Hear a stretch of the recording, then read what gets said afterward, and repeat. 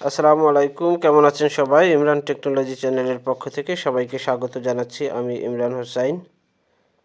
19/2/2026 তারিখে মাধ্যমিক উচ্চ মাধ্যমিক শিক্ষা বোর্ড ঢাকা এইচএসসি পরীক্ষা 2026-এর ফর্ম পূরণের বিজ্ঞপ্তি প্রকাশ করেছে।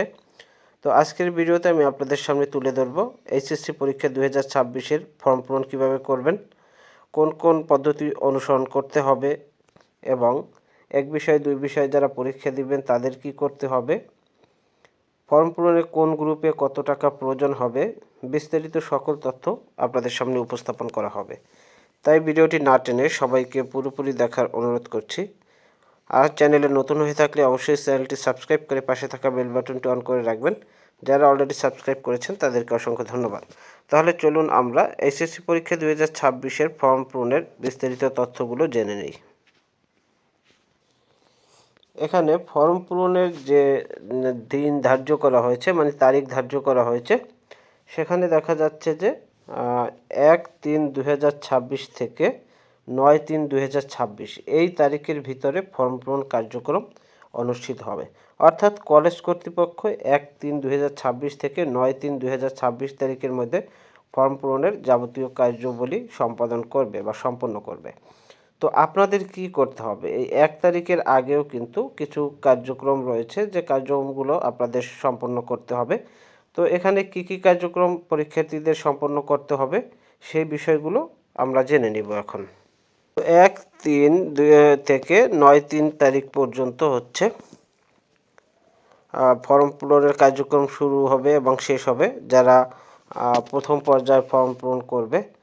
আর 10 তারিখ হচ্ছে এই যারা প্রথম পর্যায়ে ফর্ম পূরণ করবে তাদের পেমেন্ট করতে হবে বোর্ডের সোনালী সেবার মাধ্যমে। যারা লেট ফি দিয়ে ফর্ম পূরণ করবে তাদেরকে 11/3/2026 থেকে 18/3/2026 এর ভিতরে লেট ফির মাধ্যমে ফর্ম পূরণ করতে হবে।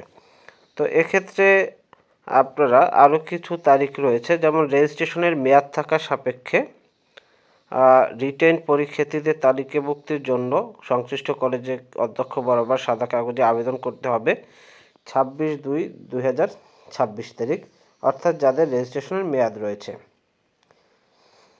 জিপিএ উন্নয়ন বা এক বিষয় বা দুই বিষয় পরীক্ষার্থী হিসেবে যারা পরীক্ষায় অংশগ্রহণ করতে ইচ্ছুক, অনেক সময় দেখা যায় যে যারা এক বিষয় দুই বিষয় অকৃতকার্য রয়েছে বা 1 বছর 2 বছর আগে অকৃতকার্য রয়েছে, তাদের ফর্ম পূরণের ক্ষেত্রে প্রবাবেল লিস্টে নাম থাকে না, তাই তারা পূর্বেই 26 তারিখ অর্থাৎ 26/2/2026 তারিখে অধ্যক্ষ বরাবর আবেদন করে নিতে হবে, যাতে পরবর্তীতে কোনো জটিলতার সৃষ্টি না হয়।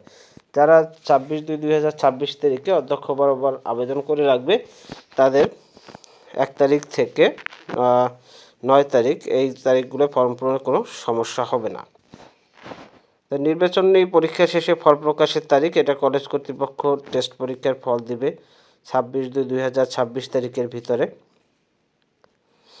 রেজিস্ট্রেশন নবায়ন বলতে যাদের রেজিস্ট্রেশন মেয়াদ শেষ হয়ে গেছে, মানে অনেক আগের শিক্ষাবর্ষের পরীক্ষার্থী ছিল কিন্তু তারা আবার পরীক্ষায় অংশগ্রহণ করবে, তাদেরকে 1/3/2026 তারিখের ভিতরে রেজিস্ট্রেশন নবায়ন করতে হবে। আর রেজিস্ট্রেশন নবায়ন ভোট থেকে করতে হবে।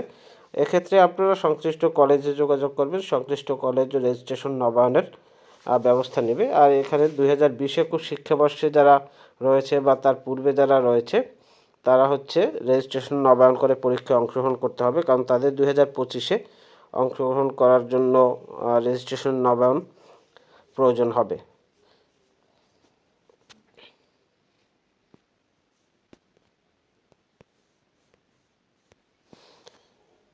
আর রেজিস্ট্রেশন নবায়নের জন্য এখানে 250 টাকা চার্জ প্রযোজ্য হবে।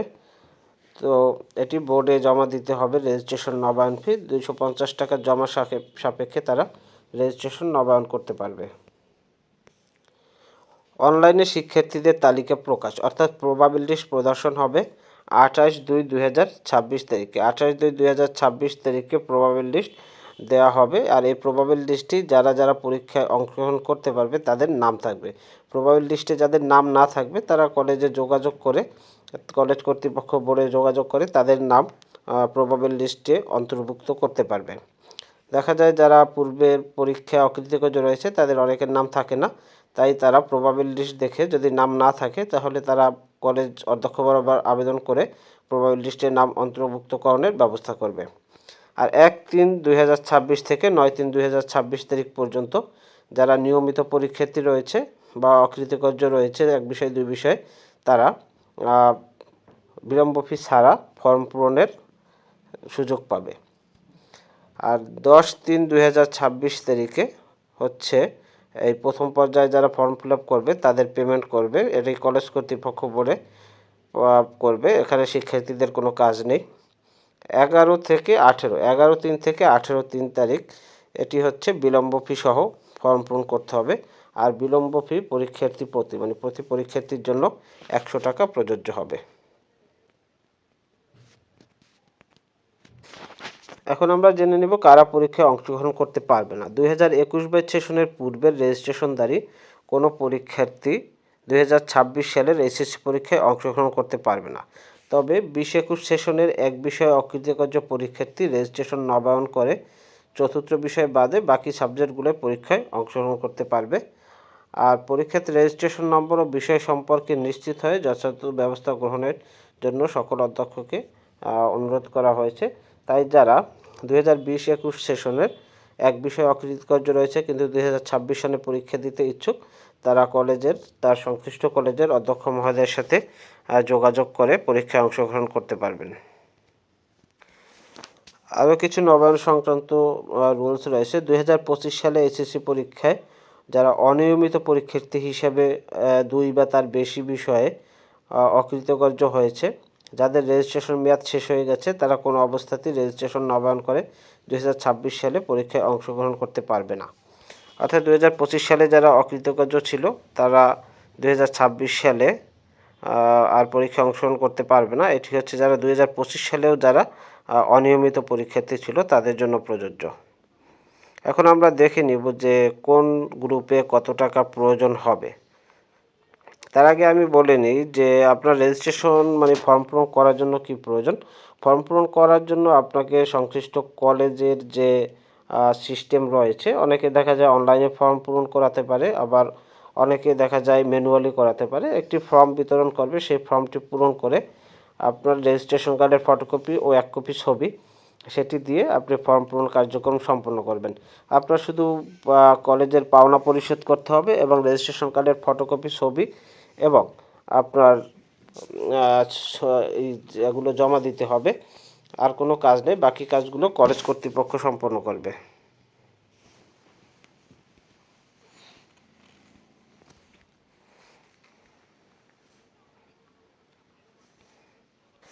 যারা জিপিএ উন্নয়ন পরীক্ষার্থী হিসেবে পরীক্ষায় অংশগ্রহণ করতে চায় তাদের উত্তীর্ণ হওয়া অব্যাহতি পরের বছরে এসএসসি পরীক্ষায় অংশগ্রহণ করতে পারবে। যেহেতু সকল পরীক্ষার্থী 2025 সালে এইচএসসি পরীক্ষায় জিপিএ 5-এর কম পেয়েছে, তারা জিপিএ উন্নয়নের জন্য পরীক্ষায় অংশগ্রহণের সুযোগ পাবে।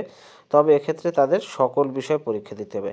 অর্থাৎ যারা জিপিএ 5-এর কম পেয়েছে 2025 সালে, কিন্তু তারা আবার মান উন্নয়নের জন্য 2026-এ পরীক্ষায় অংশগ্রহণ করতে চায়, তাদের পরীক্ষায় অংশগ্রহণ করতে হলে কিন্তু সকল বিষয়ে সব সাবজেক্টগুলোর পরীক্ষায় অংশগ্রহণ করতে হবে। আর যে সকল পরীক্ষার্থী অনিয়মিত পরীক্ষার্থী হিসেবে 2025 সালে এসএসসি পরীক্ষায় উত্তীর্ণ হয়েছে তারা কখনোই জিপিএ উন্নয়ন পরীক্ষায় অংশগ্রহণ করতে পারবে না।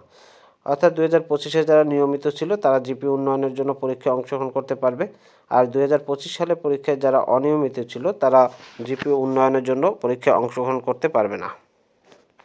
এখন আমরা জেনে নেব যে কোন গ্রুপে কত টাকা ফর্ম পূরণে ধার্য করা হয়েছে। তো এখানে বিজ্ঞান গ্রুপের জন্য বিজ্ঞান গ্রুপে 2,995 টাকা, এটি ব্যবহারিকের টাকা সহ টোটাল টাকা হচ্ছে 2,995 টাকা ফর্ম পূরণের জন্য প্রয়োজন হবে। মানবিক এবং ব্যবসায় শিক্ষা শাখার জন্য একই টাকা প্রয়োজন, এখানে হচ্ছে 2,435 টাকা। এই টাকা হচ্ছে বোর্ডের ফি, আর পরীক্ষায় ফর্ম পূরণের জন্য এই টাকাটাই প্রয়োজন হবে, এর বেশি টাকা প্রয়োজন নেই। আর যদি কলেজের কারো কোনো পাওনা থাকে সেক্ষেত্রে এই টাকার সাথে সে পাওনা বেতনাদি যা রয়েছে সেটি অ্যাড হবে। আর এছাড়াও যাদের কৃষি শিক্ষা রয়েছে তাদের আরও 140 টাকা এই টাকার সাথে অ্যাড হবে।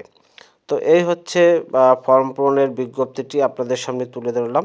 এছাড়াও ফর্ম পূরণ সংক্রান্ত যদি কোনো আর জিজ্ঞাসা থাকে অবশ্যই কমেন্ট বক্সে জানাবেন, রিপ্লাই দেওয়ার চেষ্টা করব। সবাইকে ধন্যবাদ জানিয়ে শেষ করছি। সবাই ভালো থাকবেন। আল্লাহ হাফেজ।